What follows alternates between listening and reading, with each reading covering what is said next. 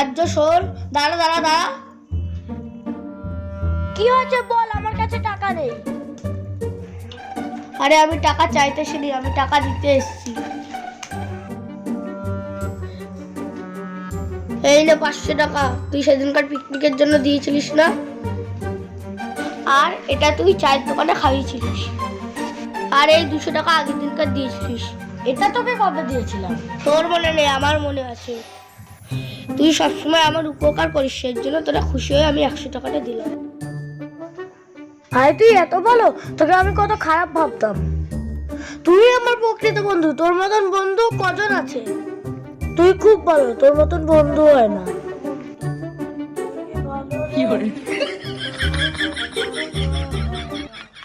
নে তুই যে খুশি হয়ে হাত দিলাম। তুই যে আমার এত উপকার করলি তার